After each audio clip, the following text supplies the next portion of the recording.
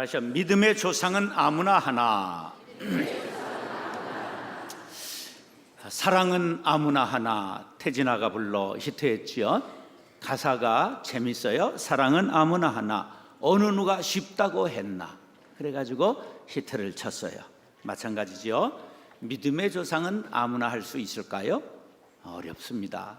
아브라함은 기독교 역사에 뺄 수 없는 중요한 인물이지요. 이스라엘의 조상인 동시에 아랍의 조상이 되는 인물입니다. 아브라함을 선택하시면 하나님의 전적인 은혜여 하나님의 주권, 절대적 주권이지만 왜 하필이면 아브라함을 선택하셨을까요? 그의 행적을 보면 의문이 풀릴 만큼 그의 족적이 대단합니다. 그런데 사람의 심리 중에 오르지 못할 나무는 애당초 쳐다보지 않게 되기 때문에 위대한 아브라함만 부각하면 우리가 너무 고고하고 성결하고 굳건한 믿음 위에 서 있는 아브라함을 보면서 나 같은 범인은 도저히 따라갈 수 없다 포기한다면 하나님께서 아브라함을 믿음의 조상으로 세우신 목적, 의도가 실패하고 말게 될 것입니다. 하나님께서 아브라함을 믿음의 조상으로 택하신 진정한 이유를 찾기 위해서는 기존에 들어왔던 아브라함의 긍정적인 모습과 영웅적 행동을 살펴보는 것만으로는 충분하지 않다는 결론에 도달하게 됩니다. 좀 더 미시적인 관점에서 성경을 샅샅이 살펴보면 아브라함의 약하고 추하고 인간적인 냄새를 맡을 수가 있게 됩니다.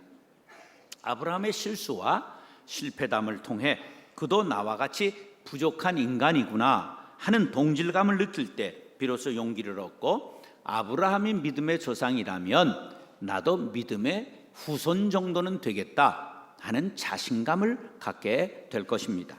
그러므로 성경을 읽을 때 두 가지 눈을 갖고 읽어야 됩니다. 먼저 구속사적인 관점을 가지고 성경을 읽어야 합니다.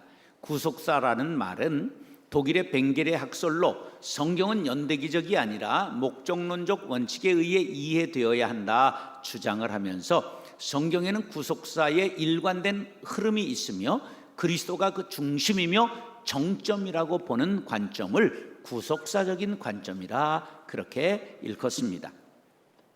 그러니까 구속사적인 관점에서 볼 때 하나님께서 아브라함을 택하시고 믿음의 조상 삼으신 것은 결국 그리스도를 통하여 열방이 하나님께로 돌아오게 하실 예표적인 사람으로 그림자의 인물로 아브라함을 선택하셨다 그렇게 이해하게 되는 것입니다. 그 다음 두 번째는 성경을 읽을 때 내게 주시는 교훈이 무엇인가를 묵상하고 삶의 현장에 하나님의 말씀을 대입함으로 날마다 겪는 영적 전쟁을 승리로 장식할 수 있게 하는 방법이 있습니다. 아브라함은 믿음의 조상이다. 우리가 감히 접근할 수도 없고 따라갈 수도 없다. 이렇게 끝나면 성경은 나와는 아무런 상관관계가 없게 되는 것입니다. 아브라함에게 이런 장점과 영웅적 모습만 있는 것이 아니라 연약함과 죄성이 있음에도 불구하고 하나님은 그를 택정하시고 그를 축복하시고 믿음의 조상으로 세우셨구나. 그렇다면 나 같은 죄인도, 나 같은 쌍놈도, 나 같은 범인도 하나님의 은혜를 받기만 하면 택함을 입고 믿음의 조상이 될 수 있다 하는 깨달음을 얻게 되는 것이 중요합니다. 이것이 은혜요 복음입니다. 복음이라는 것은 헬라인이나 유대인이나 이방인이나 그리스도 안에서 차별이 없이 모두가 구원받을 수 있음을 말하는 것입니다. 이에 대하여 로마서 10장 11절로 13절이 말씀합니다. 시작. 성경에 이르되 유대인이나 헬라인이나 차별이 없음이라.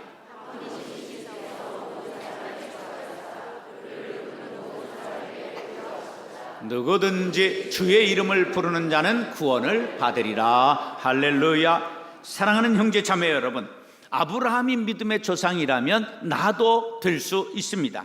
자신감을 가지시기 바랍니다. 그리고 아브라함의 믿음 본받아 어떠한 환경에서도 흔들리지 않고 염려하고 신경 쓰는 카드 긁지 마시고 믿음 카드를 사용할 수 있는 저와 여러분들이 될 수 있기를 예수님의 이름으로 축원합니다. 따라서 믿음을 인정받은 사람. 아브라함은 믿음에 있어서만큼은 타의 추종을 불허할 만큼 대단한 사람이죠. 그래서 믿음의 조상이라 일컬음을 받게 되었습니다. 한마디로 믿음 끝내주는 사람이죠. 1절로 3절, 6절로 9절 우리 한번 솔음을 생각하시면서 조금만 올려서 읽어주세요. 시작. 여호와께서 아브라함에게 이르시되 너는 너의 고향과 친척과 아버지의 집을 떠나 내가 네게 보여줄 땅으로 가라. 내가 너로 큰 민족을 이루고 네게 복을 주어 내 이름을 장대하게 하리니 너는 복이 될지라. 너를 축복하는 자에게는 내가 복을 내리고 너를 저주하는 자에게는 내가 저주하리니 땅의 모든 족속이 너로 말미암아 복을 얻을 것이라 하신지라. 아브라함이 그 땅을 지나 세겜 땅 모래 상수리 나무에 이르니 그때에 가나안 사람이 그 땅에 거주하였더라. 여호와께서 아브라함에게 나타나 이르시되 내가 이 땅을 내 자손에게 주리라 하신지라. 자기에게 나타나신 여호와께 그가 그곳에서 제단을 쌓고 거기서 베델 동쪽 산으로 옮겨 장막을 치니 서쪽은 베델이요 동쪽은 아이라. 그가 그곳에서 여호와께 제단을 쌓고 여호와의 이름을 부르더니 점점 남방으로 옮겨갔더라. 아멘. 아브라함이 하나님의 명령을 받자마자 즉시 본토 친척 아비의 집을 떠나갑니다. 이건 보통 얘기가 아니에요. 이건 죽음의 길을 의미하는 거예요. 지금으로부터 4,000년 전 사람들이 먹고 살고 재산을 증식하는 방편이 뭐였느냐 하면 첫째 농사, 두 번째 수렵, 어로, 채취 이런 거였어요. 그런데 하나 더 떼부자 되는 비결이 있는데 이게 전쟁하고 약탈하는 겁니다. 그래서 구약에서는 최고의 기쁨이 뭐냐면 전리품을 탈취해서 나누는 기쁨이에요.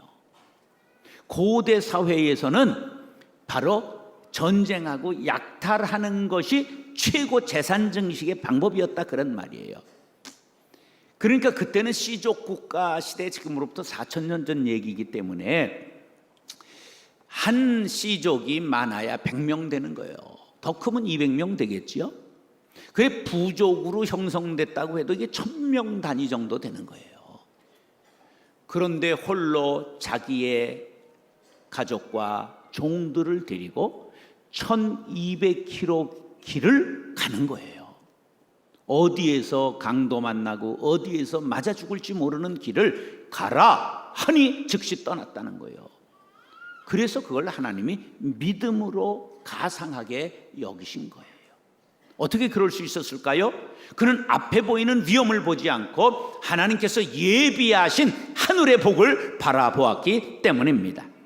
그래서 그는 하나님이 주실 축복을 바라보면서 큰 민족을 이루리라, 복의 근원이 되리라 한 그 말씀에 더 큰 방점을 두었기 때문에 모험적인 발걸음을 옮기게 된 것입니다. 이에 대하여 히브리서 기자는 11장 8절에 순종하는 믿음이라고 지칭했습니다. 시작.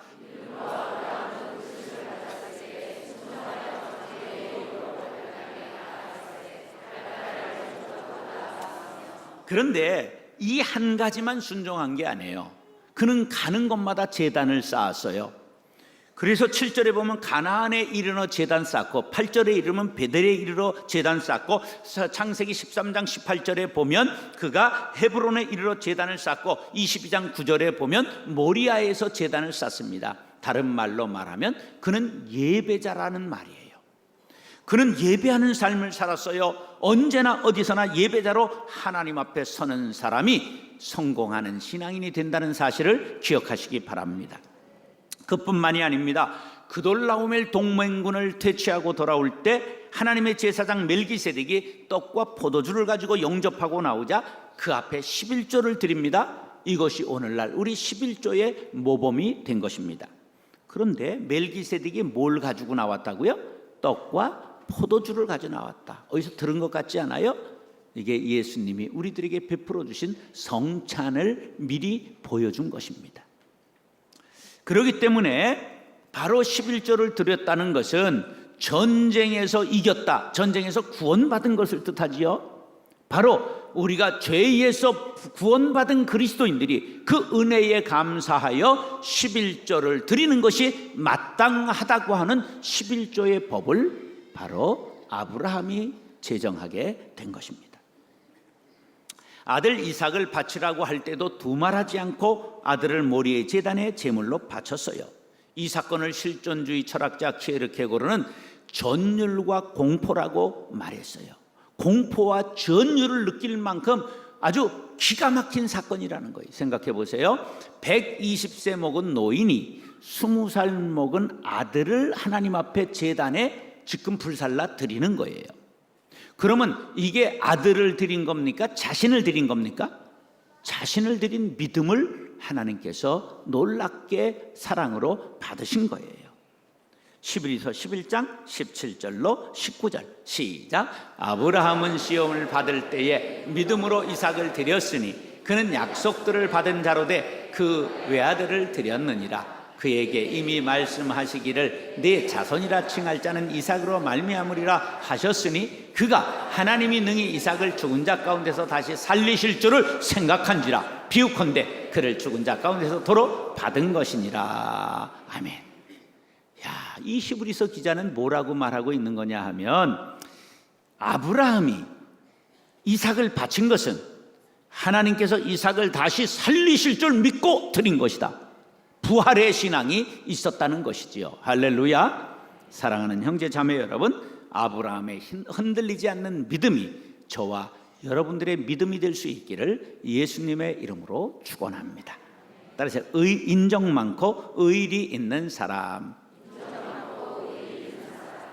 믿음이 좋은 사람은 좀 딱딱하고 인간미가 부족할 수가 있어요. 믿음을 지키기 위해 세상 바라보지 않고 한눈 팔지 않고 오직 천성을 향해 별을 바라보는 고상함으로 살아가기 때문이지요.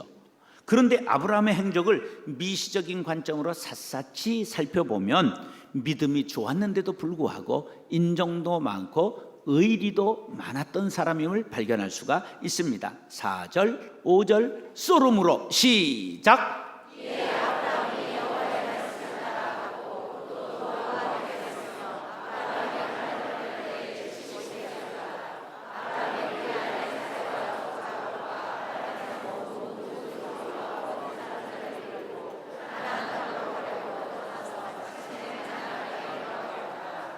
아브라함이 하란을 떠날 때에 가설과 함께 아내, 조카 롯 이렇게 데리고 떠났다.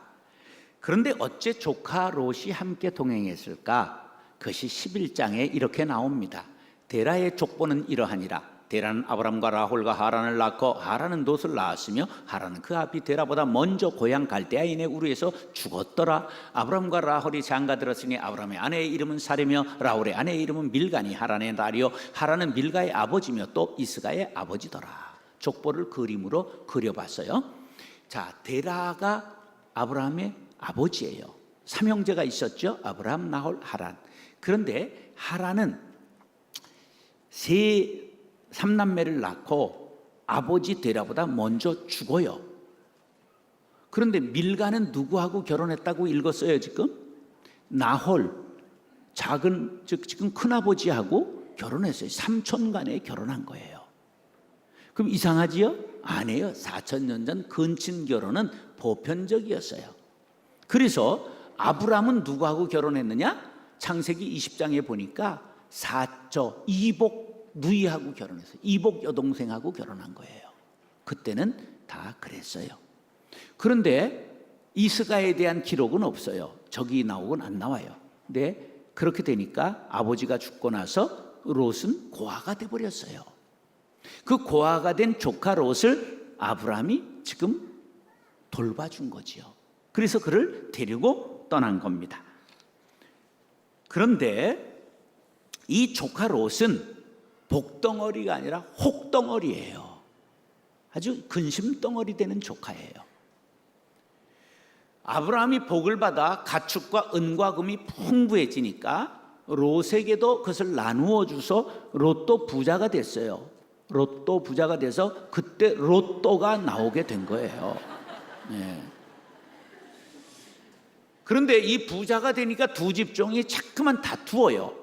그러니까 아브라함이 롯에게 이렇게 제안을 합니다. 시작.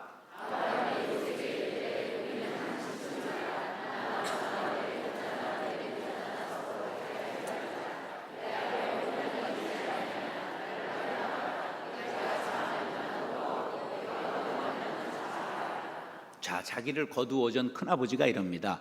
네가 좌하면 내가 우하고 네가 우하면 내가 좌하리라. 선택권을 누구에게 준 거예요? 조카에게 준 거예요. 그럼 여러분이 롯이라면 인격적인 여러분들은 뭐라고 대답했을까요? 어른이 먼저 택하셔야죠. 말이라도 그랬어야 될 거 아니에요. 근데 이 싸가지 없는 놈 보세요. 냉큼 자기가 기름진 들녘을 딱 찍고 말았다, 그런 말이에요. 천하의 싸가지지요. 이걸 왕싸가지라고 말해요. 하여간 얌통머리가 없는 거예요. 그래가지고 어디로 갔느냐 하면 소돔 땅으로 간 거예요. 소돔 쪽이 아주 기름진 들녘이었거든요.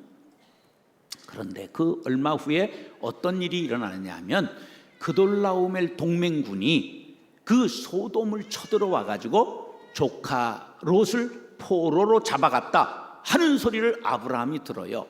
그럼 인격적인 여러분들은 어떻게 하셨을 것 같아요? 생각을 해봐요.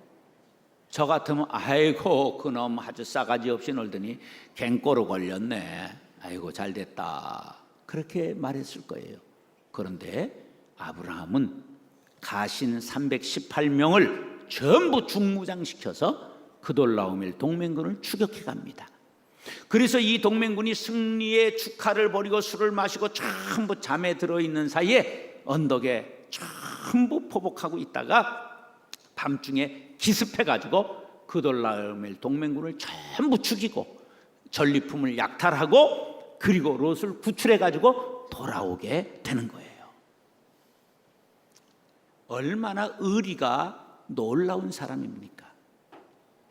끝까지 조카를 책임지는 긍휼지심이 있잖아요. 그리고 땅을 조카에게 양보하는 배려하는 마음이 있는 넓은 마음의 소유자잖아요. 환난당한 조카를 끝까지 목숨 바쳐 구하는 의리의 사나이예요. 이것은 영적으로 볼 때 죄악에 빠져 마귀에게 포로된 우리를 구하기 위해 목숨 바쳐 십자가 지신 예수님을 연상하게 하는 그러한 일이죠. 이 외에도 아브라함의 취미가 하나 더 있어요. 그게 뭐냐 하면 손님 대접하는 게 취미예요. 아주 마누라 등 빼먹는 거죠. 근데 막 지나가는 길손들을 불러드려요. 제가 신혼 초에 이랬다가 우리 집사람 말도 못하고 아주 혼났어요. 교인들을 시골에 목회하면서 점심때 무조건 다 들어오라고 그러는 거예요, 방으로. 그래가지고 같이 먹이고 나면 일주일 나 먹이려고 반찬해온 게 그냥 한 끼에 다 끝나버리고 마는 거예요. 그럼 우리 집사람은 또 일주일 먹을 걸 만들고 나서 주일 밤에 서울을 향해 다시 출근하든지 월요일 새벽에 첫 차로 출근을 해야 되는 거예요. 그 말도 못하고 이제 나중에 지금도 그래서 갑자기 사람 데려오는 걸 아주 경기를 합니다. 그래서 이젠 조심을 해야 되는구나 그걸 알게 됐어요. 근데 왜 유목민들이 손님 대접하는 걸 좋아했는가? 이것은 유목민들은 세상 바깥 정보를 나그네를 통해서밖에 알 수가 없어요. 그러니까 이 아브라함이 늙어가지고 그냥 손님들을 대접하면서 바깥 정보를 들었던 것이죠. 그런데 어느 날 세 사람이 장막 앞으로 급히 지나가는 걸 저만큼 가는 걸 다시 끌어들여 가지고 앉혀서 융숭한 대접을 하고 보내게 되는데 알고 보니까 그 세 사람이 누구예요? 천사였어요. 소돔성을 멸망시키러 가는 하나님의 사자들이었단 말이에요. 그들이 가고 나니까 하나님이 내가 소돔을 완전 멸망시키겠다 그러시는 거예요. 그러니까 아브라함이 하나님, 의인을 악인과 함께 멸망시키는 것이 가합니까? 그 성에 의인이 있다면 어떻게 그것을 멸망시킵니까? 제 조카 롯도 있지 않습니까? 그러면서 하나님 앞에 그러니까 네가 그러면 어떻게 하면 내가 네 기도를 들어줄까? 그랬더니 의인 50명만 있으면 멸망시키지 마십시오. 그래, 찾아봐라. 그때 손꼽아봐도 안 되는 거예요. 그러니까 45명 감해 주셨어요. 40명, 30명, 20명, 10명으로 감해 줬지만 10명을 찾지 못해서 소돔과 고모라가 유황불로 심판받고 사해 바닷속으로 가라앉아 버린 거예요. 이게 유명한 소돔과 고모라 이야기예요. 여기에서 하나님 앞에 50명, 45명, 40명, 30명, 20명 간절하게 협상하고 흥정하는 이 아브라함의 태도가 뭐냐? 중보 기도의 원형입니다. 타인을 위해 하나님 앞에 간절하게 메어 달려 기도하는 것, 이것이 중보 기도의 원형인 거예요. 히브리서 13장 1절로 2절 시작.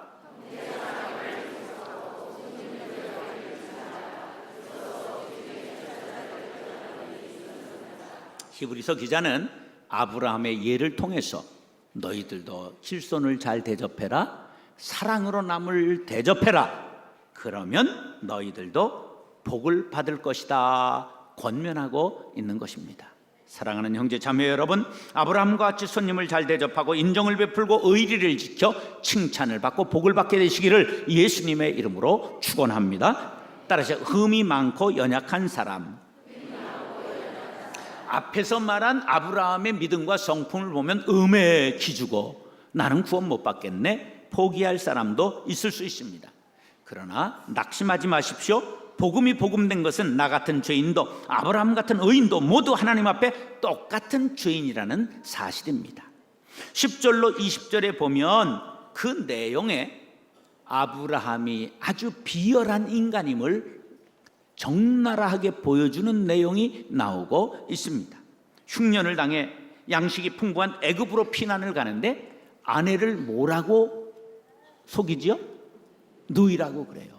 아내하고 이럽니다. 야, 우리가 갔다가 내가 너를 아내라 그러면 너 뺏어가고 나 죽이면 어떡하냐. 그러니 우리 누이라고 하자. 그래서 뭐 연습을 시키는 거야. 한번 불러봐. 그래 오빠 이러는 거예요. 그런데 그때 깨치금 내려와가지고 결혼하고도 여자들이 남편한테 오빠 요조라를 하는 거예요. 그거 안 되는 거예요. 결혼하면 여보 당신 그래야지. 오빠 그러면 마귀가 남편을 채가는 거예요. 그건 누구 탓이야? 오빠라고 부른 사람 탓이라 그런 거예요.